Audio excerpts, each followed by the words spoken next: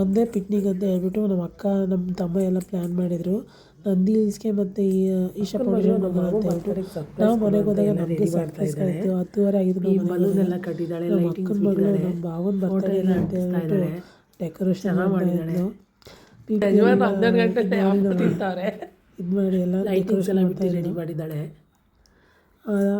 ಸರ್ಪ್ರೈಸಾಗಿ bouquet ತಂದಿದ್ದಾಳೆ.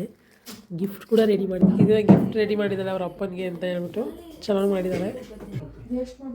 Time ಇನ್ನು 11:30, 12 ಗಂಟೆವರೆಗೂ weight ಮಾಡಬೇಕು. ಎಲ್ಲ ವೆಯ್ಟ್ ಅಂಟಿಸ್ತಾ ಇದ್ಲು ಅವಳು. ಅದಾದಮೇಲೆ ನಮ್ಮ ಮಾವನ ಎಬ್ರಿಸ್ಕೊಂಬರೋಕ್ಕೆ ಅಂತ ಹೇಳಿ ಹೋಗಿದ್ಲು.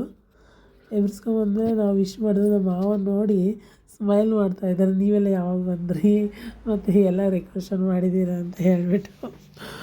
ಆಮೇಲೆ ನನ್ನ ಮಗಳನ್ನ ಎಬ್ರಿಸ್ಬೇಕಂತ ಟ್ರೈ ಮಾಡಿದೆ. ಅವಳು ಎದ್ದೇಳ್ತಾನೇ ಇಲ್ಲ. ನಿದ್ದೆ ಅವಳಿಗೆ ಏನು ಮಾಡಿದ್ರು ಎದ್ದೇಳಿಲ್ಲ.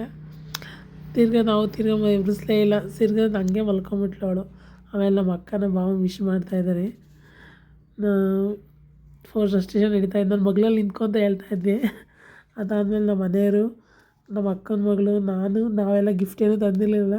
ಅವಳು ತಂದಿದ್ದು ರೋಸ್ನೇ ಕೊಟ್ಬಿಟ್ಟು ನಾವೆಲ್ಲ ಅವಳು ತಂದಿರೋ ರೋಸ್ನೇ ಕೊಟ್ಟು ವಿಶ್ ಮಾಡಿದ್ವಿ. ಆಮೇಲೆ ಕೇಕ್ ಕಟ್ಟಿಂಗ್ ಸೆಲೆಬ್ರೇಷನ್ ಮಾಡ್ತಾಯಿದ್ವಿ. ರೆಡ್ ವೆಲ್ವೆಟ್ ಕೇಕ್ ತಂದಿದ್ಲು ಅವಳು. ತುಂಬ ಚೆನ್ನಾಗಿತ್ತು ಕೇಕು. ಆ್ಯಂಡ್ ಈ ಸರ್ಪ್ರೈಸ್ ಏನು ಅಂದರೆ ನಮ್ಮ ಭಾವಂಗೂ ಸರ್ಪ್ರೈಸ್, ಇದು ಬರ್ತಡೇ ಸರ್ಪ್ರೈಸ್. ನಮಗೆ ಇಲ್ಲಿಗೆ ಬಂದಿರೋದಕ್ಕೆ ನಮ್ಮ ಭಾವ ಬರ್ತಡೇ ಅಂತ ಸರ್ಪ್ರೈಸ್. ಯಾಕೆಂದರೆ ನಾವು ಮರ್ತುಬಿಟ್ಟಿದ್ದು ಬರ್ತಡೇನ. ಇಲ್ಲಿಗೆ ಬಂದಮೇಲೆ ನೆನಪಾಗಿದ್ದು.